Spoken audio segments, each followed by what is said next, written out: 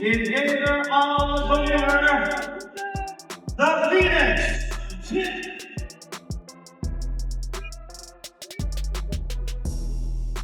Just didn't have it. Yeah. From the jump, you could tell that his balance was off. He was reaching. You know, he just didn't have it tonight.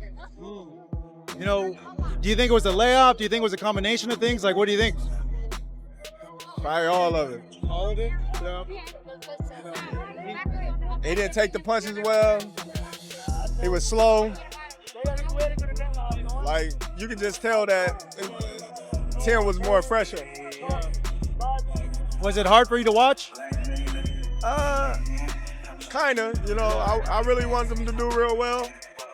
He did what he had to do to finish the fight, though. You know. Hopefully he comes over On here. you, Errol. All the best, Errol. You're a legend, mate. God bless. I think he announced that he's not going to fight in the ring anymore. Obviously, you think that's the right decision based on what you saw here tonight, right? Yeah, he been in a lot of wars, you know, with his fighting style. Come forward, take some punishment, dish some punishment, and try to break somebody down. That type of style, you know, it don't even go. From the opening bell, Errol Spence versus Tim Tszyu looked nothing like the return of a fighter coming off a 3-year layoff. Spence started fast, looking sharp and composed as he immediately established his jab while using his straight left hand to keep Tszyu from comfortably closing the distance and applying his trademark pressure. Well done, brother. Well done.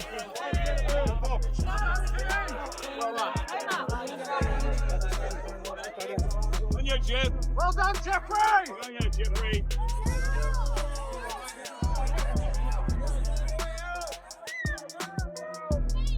For about 117 to 111. 117 what? 111. 0-1. The winner is Tim Tszyu, guys.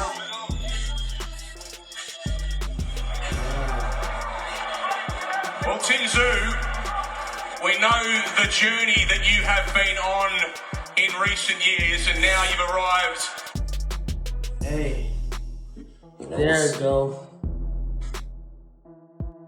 Yeah, I saw your tweet saying that the body language just wasn't there also.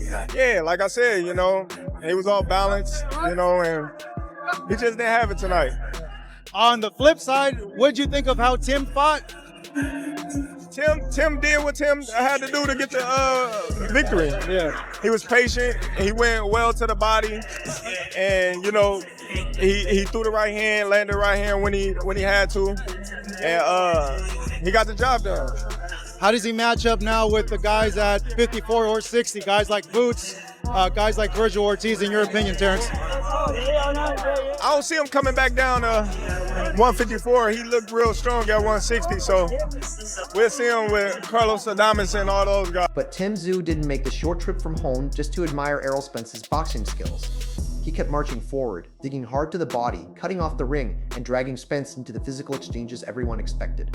The opening rounds were a battle of tactics, but as the fight wore on, strategy slowly gave way to a brutal fight for momentum and control. You know, I was starving myself to get to 154, and I feel a big difference at 160. I feel like, yeah, I just feel much stronger. You know, one of my big things is strength, being able to bully my opponents, and I felt like that's what I did. I was actually a bit in shock. I thought, you know, Errol Spence was a legend again, but how I felt in front of him just felt completely different.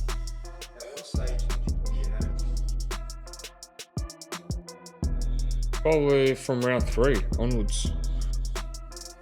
And then I really felt like I could stop him at one stage. But then again, he knows how to bounce back. Every time Spence looked ready to settle into his familiar rhythm, Tszyu would close the gap and force him right back into uncomfortable exchanges. Then, just as it seemed Errol was beginning to seize control, Tszyu would switch angles, unleash a sharp combination, and instantly give the crowd another reason to leap to its feet. But again, he was on survival half the time. He was running around. I was touching him up to the body. I think that was a big difference. Every time I hit him straight right to the body, he was going, you know, and sort of like me and him are the only ones that can hear that. And his body shots, they weren't landing. I was sort of catching. I was very well aware of it. My thing was to catch, shoot. That's what we practiced for the first 3 rounds. In my first, I've been dropped 4 times, I think, or 3 times in the first round. So my thing is, I get too excited very quickly, so I need to slow it down and be able to, take the fight nice and slowly. So that's why I was just like, you know what, think of defense first, and then the offense will go from that. Neither fighter was able to completely dictate the pace or force his preferred style. Spence showcased the cleaner boxing, sharper technique, and veteran adjustments, while Tszyu answered with relentless pressure and refused to let the tempo slow down. By the championship rounds, signs of fatigue were visible on both men, yet neither showed any interest in protecting a lead. They kept trading momentum, responding to each other's biggest moments, and giving the judges plenty to consider before the final bell. I don't know, I gotta rewatch it, man. I don't recall. Oh, yes. But look, he's still fresh. It could have been just a little bit off. But yeah, he was, what was it like? Yeah, I just sort of chased him. So what I did to Jeff Horn in the first round, if you guys remember. The final round felt less like the 12th and more like two warriors realizing they had just 3 minutes left to settle months of debate and prediction. Then, the final bell echoed through the arena. Spence lifted his hands in confidence, while Tszyu was equally convinced he had done enough.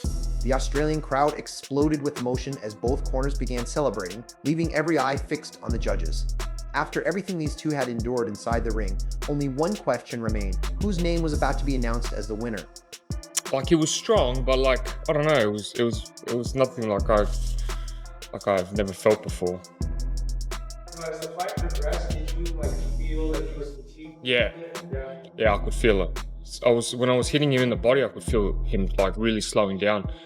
And I remember the face he had during Crawford, and he had the same face. It was like bruised up, and his eyes were swollen. His nose was busted from round 2. Straight right was really landing. I was trying to mix it up from head body.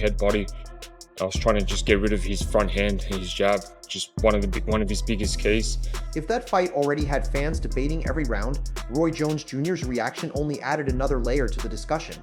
Roy viewed Spence versus Tszyu through the eyes of a former champion, believing that sometimes the toughest opponent isn't the man across the ring, it's time itself. What impressed him most was how quickly Errol Spence settled into the fight after spending 3 years away from official competition. Roy praised Spence's jab, patience, and subtle veteran adjustments that allowed him to control key moments without wasting unnecessary energy. At the same time, he gave Tim Tszyu plenty of credit for his non-stop pressure and determination to keep Spence from turning the contest into a comfortable boxing display. In Roy's opinion, that's what made the fight so compelling. Tszyu continued asking difficult physical questions, while Spence relied on his experience and ring IQ to find the answers. Now, on top of that, with the accident, you got thrown from a car doing an excess of 100 miles an hour. Your body's not the same. I don't give a damn what nobody tell me. You understand me? Say what you want to say, his body can't be the same. So for him to even take the fight says a lot. Because don't tell me you got through out of a vehicle doing over 100 miles an hour, you okay, you the same. You're not. Look at the color of the blood on his face last night. His face got crazy right away. And I told my people, I said, that's gotta be plastic surgery.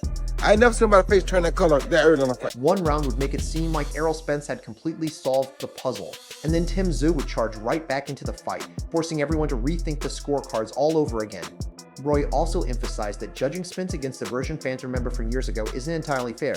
After such a long layoff, the real test was whether he could still think clearly, make adjustments, and perform when an opponent was constantly pushing the pace. Tszyu gave him exactly that challenge. Roy believes both fighters walked away proving something important. Tim showed he could stand toe-to-toe with an elite veteran and continue applying relentless pressure, while Errol proved that championship instincts don't simply disappear with time. That's exactly why Roy's reaction captures the fight so well. Instead of comparing Spence to the peak of his career, focus on what unfolded over those 12 rounds. Both men entered the ring carrying very different questions, and by the final bell, they answered many of them while leaving the boxing world with even more to debate. Seeing Errol had to make a change. Errol's just always pressure, and that's what got him everywhere. So he hasn't made no change. So people mad at me about that, but that's what the truth is. You understand me? That's just what the truth is. So I hate that people get mad when you tell the truth, but that's wrong. That's what's wrong with the world today. Nobody wants to hear the truth. Everybody get mad and take it personal when you tell the truth. Man, I love Dallas. Dallas loves me. I love Errol because Errol is a look where you come. He went to the Olympics. That's a brotherhood. How could I not like Errol? While Roy Jones Jr. focused on the technical details, David Benavidez walked away from Spence versus Tszyu impressed by something much more straightforward: the determination both fighters showed from start to finish. Benavidez admired the intensity because this wasn't a matchup where two big names finally shared the ring only to spend 12 rounds playing it safe. Tim Tszyu delivered exactly what he promised, applying non-stop pressure, and David praised him for having the confidence to keep marching forward against a veteran as accomplished as Spence, even while absorbing clean shots on the way in. At the same time, Benavidez was equally impressed with Errol. After 3 years away from competition, many expected hesitation, but Spence never fought like a man trying to rediscover himself. He stood his ground when it mattered, controlled the action with his jab, attacked whenever opportunities appeared, and proved that Tszyu's relentless pace alone wasn't enough to break him. That's the quality Benavidez kept pointing back to throughout his assessment. Fight, man. Fireworks from round 1 to round 12. Literally, got in some good shots. I think Errol Spence caught up and he did his second wind kicked in. He's landing great body shots, vicious overhand lefts, vicious overhand rights. It was a great fight, man. I really enjoyed it, but it was definitely a great performance on Errol Spence's part. Were you surprised by Errol Spence's tactics tonight? Just putting his forehead in, slugging it out? No, I mean, that's really kind of Errol Spence's style. He was doing great, but it was just nothing he could do because his eye was swollen and messed up, and he had to be stopped. They had to stop it for his own. You can spend months in training camp, look outstanding on the pads, and tell everyone you're fully prepared, but the real answers only come when another elite fighter starts pushing you to your limits. Tim Tszyu brought that challenge from the opening bell. Benavidez also admired how quickly the momentum swung throughout the fight. One moment Tszyu had Spence backing up with the Australian crowd erupting behind him, and the next Errol would fire back with a clean combination that completely shifted the energy once again. There were no easy rounds, no chance to relax, just two fighters battling for control every second. Coming from Benavidez, whose own style is built on relentless pressure and non-stop volume, it was no surprise that he respected Tszyu's refusal to fade when the fight became difficult. At the same time, he understood why Spence's composure was equally important. Constant pressure often forces fighters into mistakes, but Errol stayed patient and made Tszyu earn every bit of success. To Benavidez, that was the true beauty of the contest. Tszyu brought the storm, Spence stood firm against it, and by the final bell, neither man looked like the same fighter who had walked into the ring. Great, but it was just nothing he could do because his eye was swollen and messed up, and he had to be stopped. They had to stop it for his own good.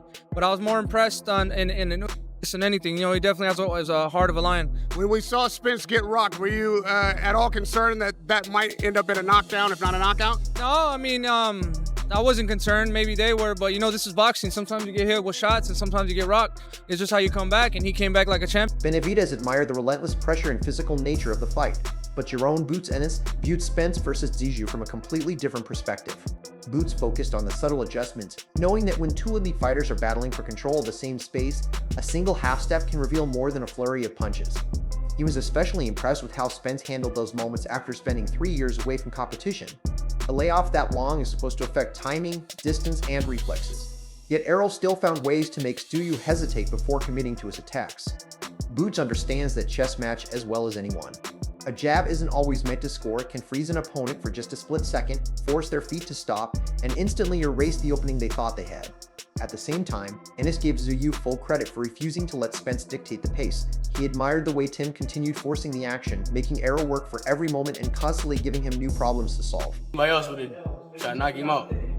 Something like that happened. So, I mean, it's cool to be nice and all, but at the end of the game, it's boxing. You gotta protect yourself at all times. When you watch a fight like that against two potential opponents, are you looking for like holes that you can capitalize, or are you just watching it as a fan? I just be watching. I already know what I can do. When I get in there, I know I'm gonna be able to bring anybody down and outsmart anybody. So I just gotta do me. More importantly, Tszyu kept pushing to see whether Spence's veteran instincts would still hold up once the fight became physically draining.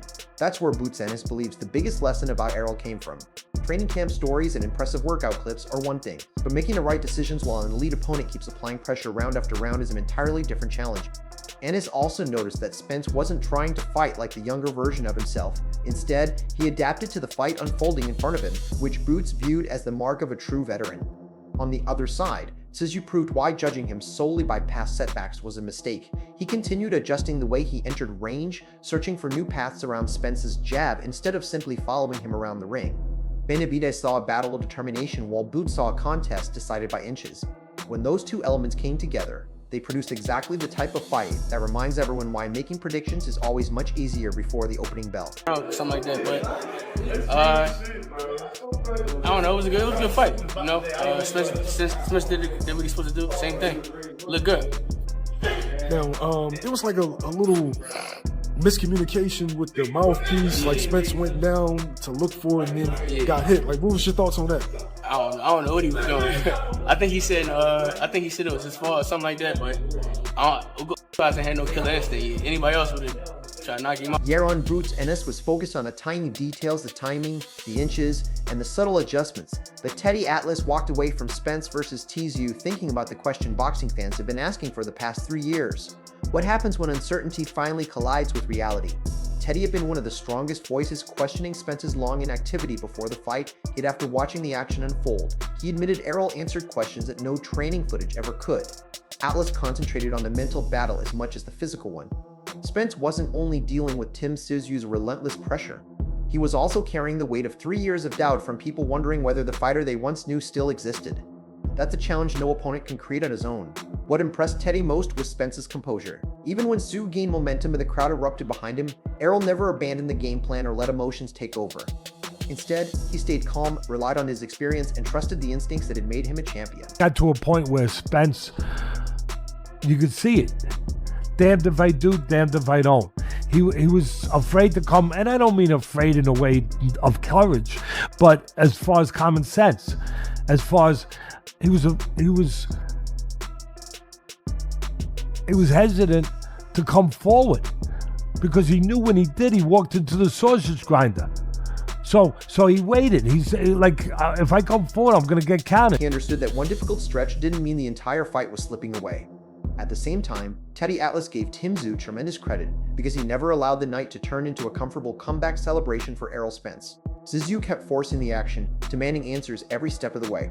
Whenever Spence looked like he had settled into a rhythm, Tim responded with another wave of pressure and dragged him right back into the battle. Teddy admired it because, in his view, this fight was never about who looked smoother or more stylish. It was about who could continue making the right decisions while dealing with fatigue, relentless pressure, and lingering doubt all at once. That's what made the contest even more revealing than Teddy had expected. Spence proved that 3 years of inactivity hadn't taken away his championship instincts, while Tszyu showed that previous setbacks had done nothing to weaken his confidence.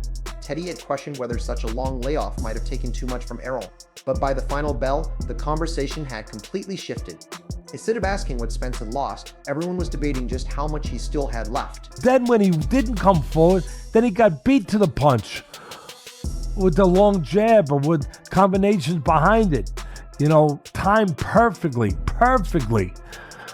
So, again, he was damned if he did, damned if he didn't.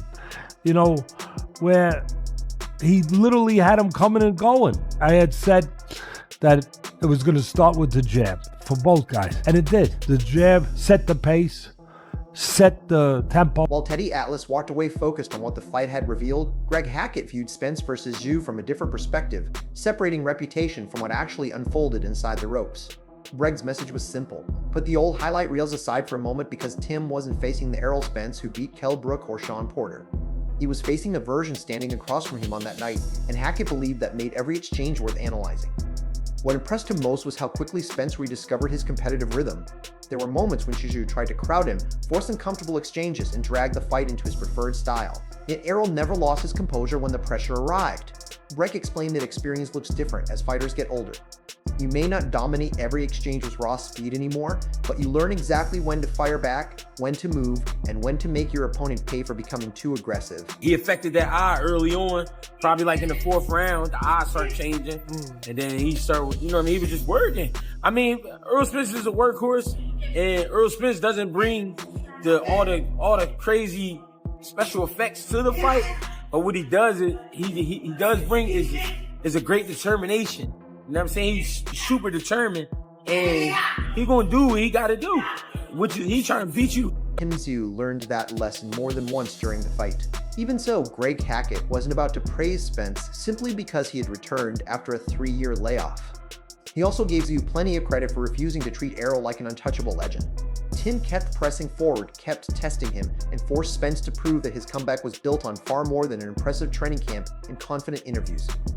That's what Greg respected most. Neither fighter was able to rely on past accomplishments. Errol had to prove what he still had left, while Tim had to show he could deal with elite experience once the fight stopped unfolding exactly the way he wanted. Hackett also believes his performance should put an end to some of the lazy narratives surrounding both men. Spence wasn't suddenly finished because of his loss to Terrence Crawford, and Tszyu wasn't an ordinary fighter just because he had suffered setbacks. Too often, boxing fans turn one disappointing night into the end of a career. Greg wasn't buying that. After watching this fight, he saw two fighters who still had plenty to offer, and they proved it with their performances instead of relying on reputation or hype. I don't think his shit never been questionable because we seen him hit before. We seen him get hit, and this is in great shape, and he won the fight. So, like I said, because he know in his mind, in Errol Spence's mind, he know you don't want to fight. If you do want to fight, you don't want to fight this way, where I'm constantly in your face and I'm beating you. After hearing Roy Jones Jr., David Benavidez, Jaron Boots Ennis, Teddy Atlas, and Greg Hackett each break this fight down from their own unique perspective, one thing becomes impossible to ignore. Spence versus Tszyu gave every analyst a completely different takeaway. Roy admired Spence's veteran IQ. Benavidez respected the non-stop pressure and toughness from both men. Boots focused on the subtle adjustments that shaped the fight. Teddy was fascinated by the mental battle, while Hackett judged only what unfolded inside the ropes instead of relying on past reputations. Now it's your turn to weigh in. Did Errol Spence prove after 3 years away that he still belongs among boxing's elite? Or did Tim Tszyu expose enough weaknesses to suggest the old Spence may never fully return? And after everything you've just seen, what's next for both fighters? Drop your opinion in the comments and let the debate begin, because those scorecards are guaranteed to divide boxing fans. And don't forget to like, share, and subscribe for more boxing content. I'll catch you in the next one.